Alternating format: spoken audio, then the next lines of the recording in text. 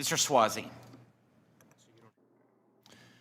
Thank you, Mr. Chairman. Ambassador, thanks for being here today. Thanks for your service. I saw that you were a missionary and you were a veteran and you had a big job at a law firm and now you're here serving the government. You helped negotiate the USMCA. Did you think the USMCA was a good deal for America?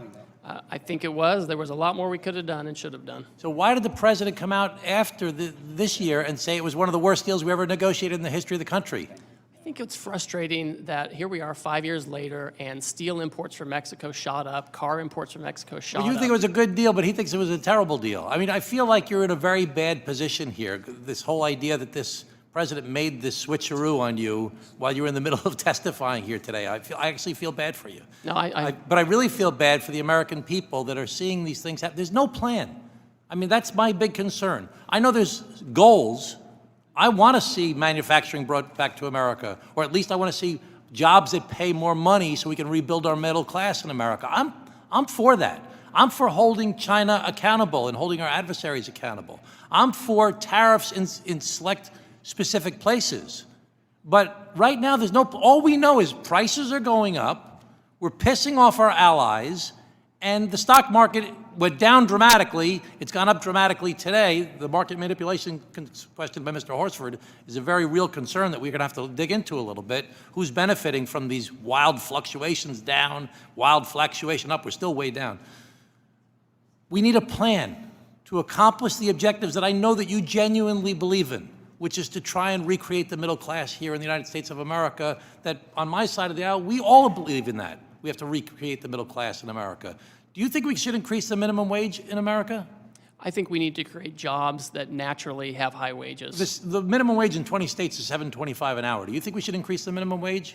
I mean, I think the states should be managing that kind of thing. I think we need better manufacturing jobs that are 20 states, $30, $40, $50 20 states an hour. rely on the federal minimum wage. It's still $7.25 an hour. So you don't think we should increase it at the federal level? Well, you'll have to talk to the Secretary of Labor on that. That's Do you think we should have the PRO Act to promote unions in America? Because that will help to recreate the middle class. And I'd refer you to Secretary Chavez DeRemer. She's much better placed. Do you like the CHIPS Act that to reshore the manufacturing of semiconductors here in the United States of America, a national industrial policy where we invest in creating factories with high-skilled, high-wage jobs in America? Do you support the CHIPS Act? So notionally, I agree that we should have industrial policy to help with chips and other things, right? You know, whether the CHIPS Act was the perfect way to do it, I don't know. But so my big concern is that, you know, we'd want to do these things. You and I share the same goals, but there's no plan right now.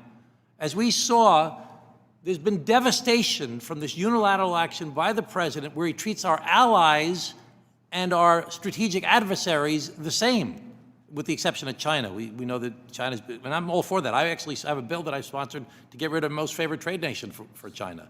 So, but why are we treating our allies? Why are we treating Japan and Korea and Australia, who have been our bulwarks against China in the Indo-Pacific?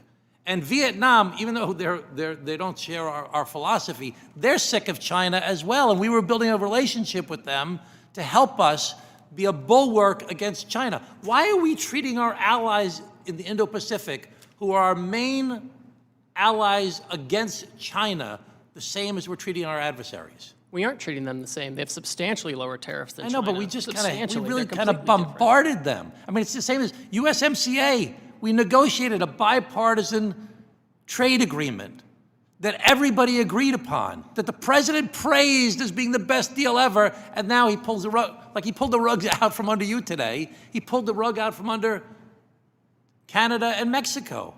I mean, it doesn't seem like there's no plan. Do you think that there's a plan, and can you share the plan with us? Certainly. Listen, I'm very confident in the president's policy. Goods that meet USMCA rules come in duty-free. So when the president comes out and he says, we're going to have a tariff to make sure we're treated the same, that we can get rid of these deficits.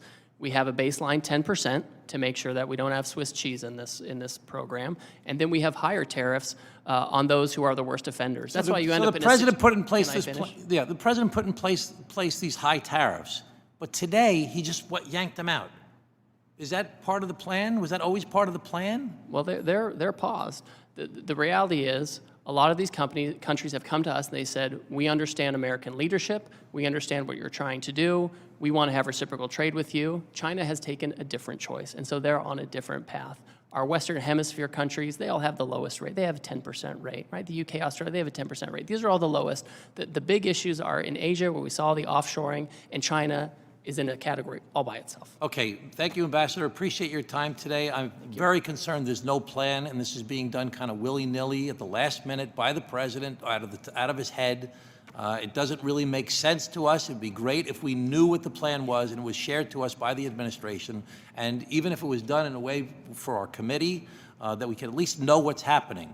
We have a lot of the same goals, but right now, prices are going up, our allies are very upset, and the stock market is on fire. Thank you. Thank you, Mr. Chairman. Thank you. Mr. Gomez is recognized.